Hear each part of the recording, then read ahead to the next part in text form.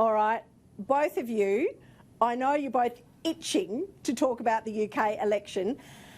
Jeremy Corbyn has done an interview. We saw him in Islington, in his seat of Islington yesterday, you know, where he blamed everyone but himself. He's backed it up today with an interview.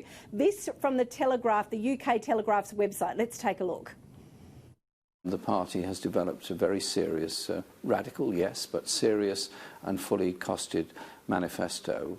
And I've received more personal abuse than any other leader has ever received by a great deal of the media. Now, that happens all the time. I will talk to our national executive about what we do in the future. I called for last night a period of reflection in the party, and obviously the ruling body of the party, our national executive, will decide what process we follow then for the election of a successor to me. But I am quite prepared, and I was elected to do so, to lead the party until that takes place. Is ending universal credit and paying the waspy women and having a green industrial revolution too left-wing? They are huge issues that face our country, and I think our manifesto did face up to all of that. Of the attacks that have been made on me, I have dealt with the issues that have been raised. I inherited a system that didn't work in the Labour Party on anti-Semitism. I introduced the rule changes necessary to deal with it, and they are in operation. But I think anti-Semitism is an absolute evil curse within our society, and I would always condemn it. Yeah, always condemn it. No, you didn't always condemn it, Jeremy Corbyn. Kel Richards, Nathan Hondros, the man is utterly deluded. Imagine just having a smidgen of that self-belief, Kel. It is amazing, isn't it? And what he's not facing is that the policies were wrong. Within the British Labour Party, there's a group, an organisation called Momentum, and they are very radical, they are hard left. It was Momentum that put Corbyn into power, and it was interesting watching the coverage on Sky News UK where one of the Momentum leaders was interviewed, and the interviewer talked about the Momentum cult that is committed to this hard left radical line.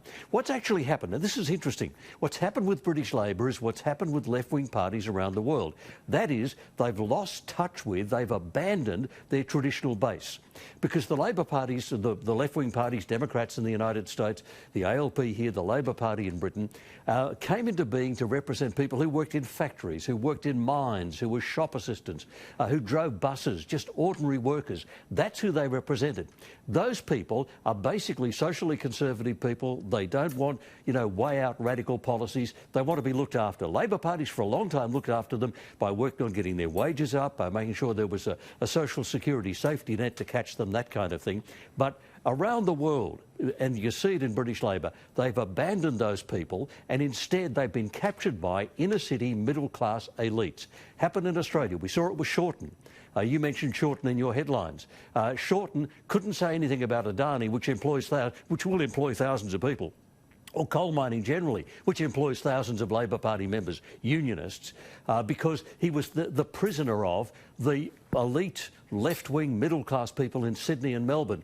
Same thing happened to Corbyn. Corbyn is being run by Momentum. Momentum is an inner-city, elitist, middle-class group, and that's why the northern electorates in Britain, the so-called Red Wall, totally abandoned him because they've abandoned their original working-class. The same thing happened in America. When Hillary talked about the deplorables, she's actually saying the Democrats no longer represent those people.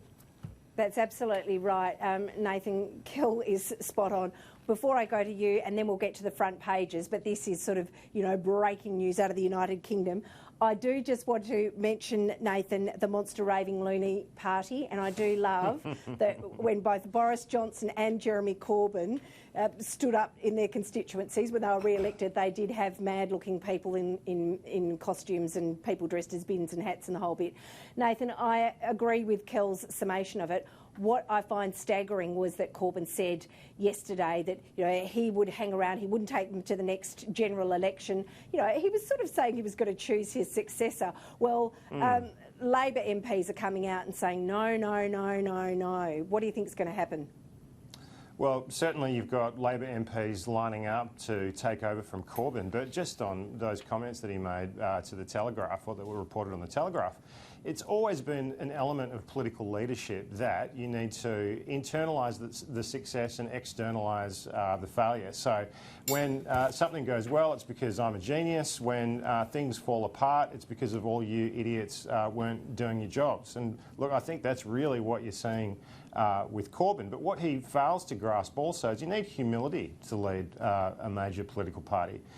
Even though we don't see it on the telly every night, you do need to be able to listen to your critics. And the best political leaders all listen to those who are opposite them in the parliament, criticising them, because they might be right.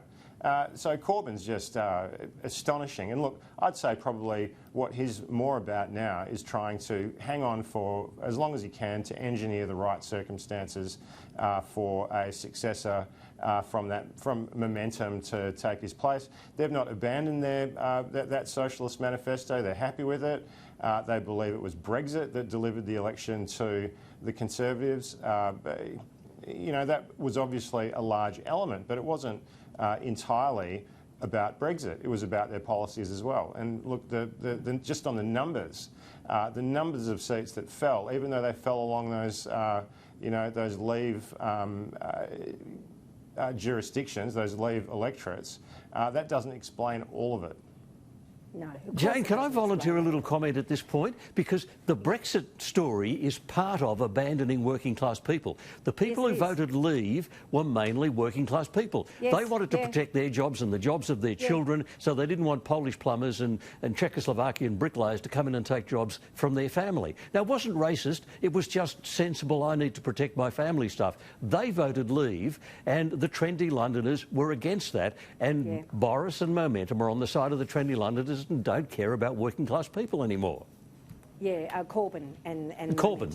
Momentum. What did I say? Did I say Shorten, did I? Yeah, Boris. You said Boris, but I bet you're thinking of Shorten. I am. And look, I was in the UK last year, and it was really clear to me that people in London were all for Brexit. You got out into the regions and to the country areas, and they all wanted Brexit. The Remainers were in London. Let's go to the front pages of our papers tomorrow. I mean, we could all sit here and talk about Jeremy Corbyn for the next 45 minutes. I know we could, because it's gobsmacking. He's utterly gobsmacking and not taking any responsibility for that ridiculous manifesto. Oh, well, I'll bet there are people in Britain going, thank goodness he's not the boss today.